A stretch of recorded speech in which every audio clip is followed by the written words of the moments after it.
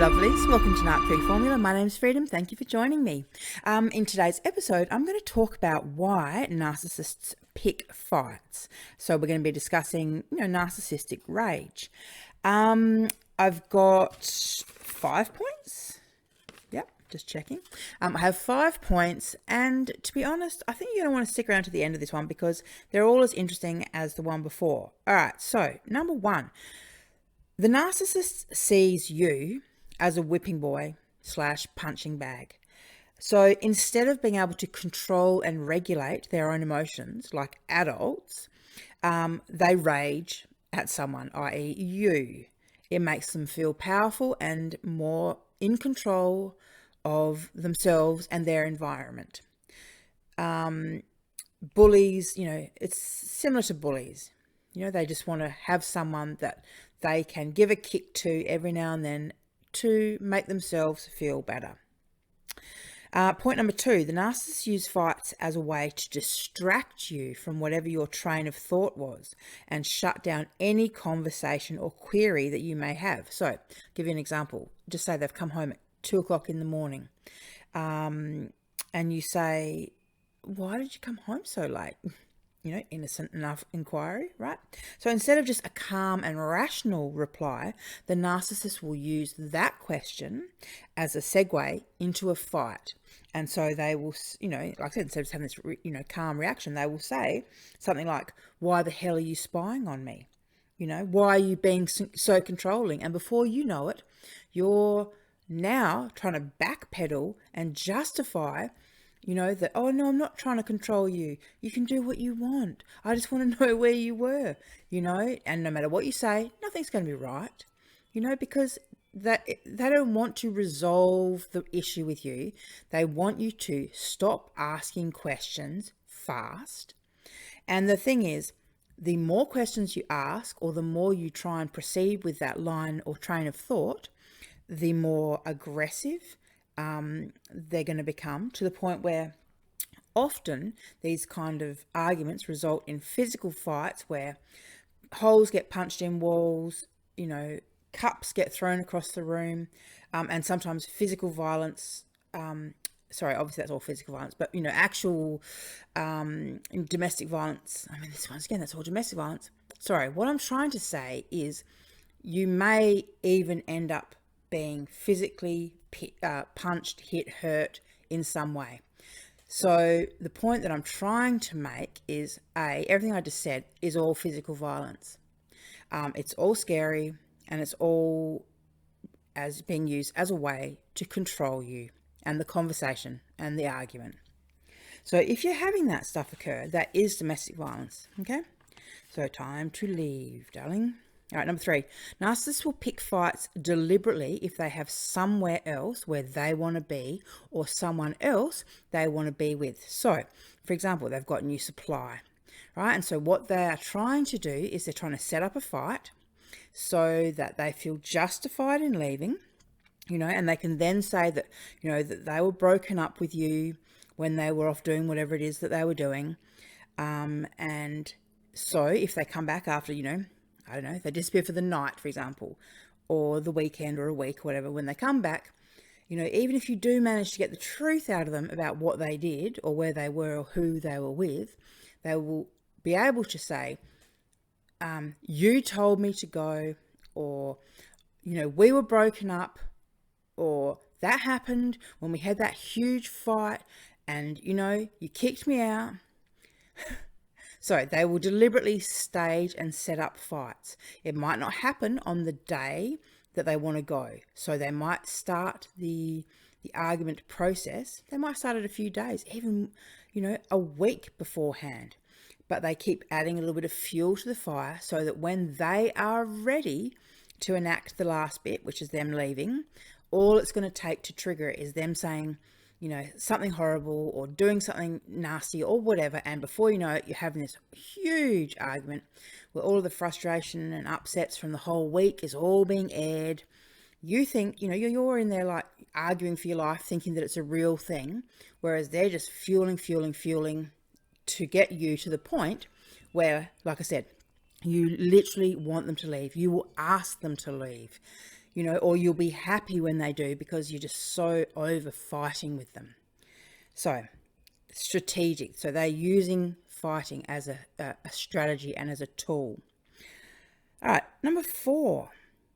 Narcissists use fights to confuse you, to keep you off center, and always asking them, you know, why? And what have I done? What have I done wrong? What's going on?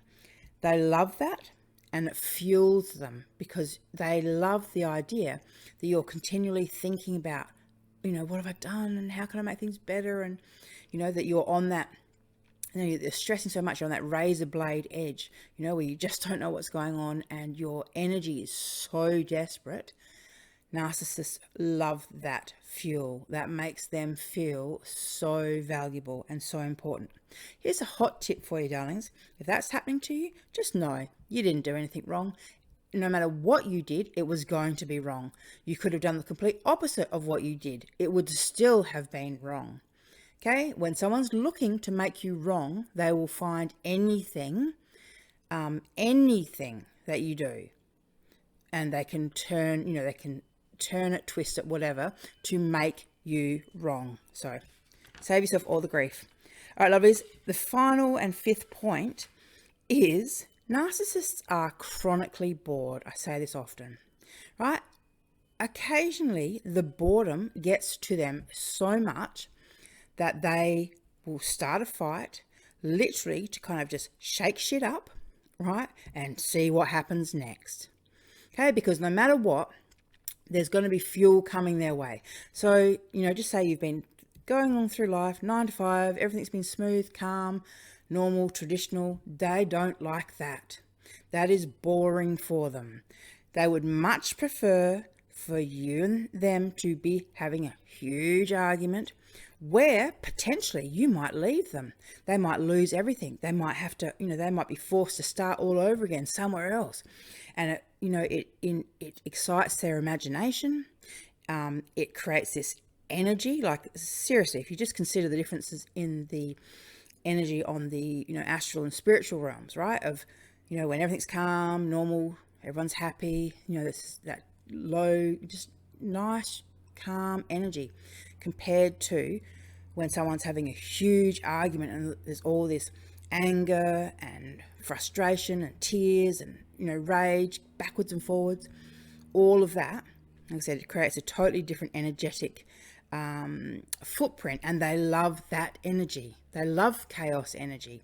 You know, they love the uncertainty, because you know what, even if you were to say, you know, that's it, I'm out of here, I can't do this anymore, I'm going to leave, even that is better than you just being there, cooking their dinner, making them happy, whatever.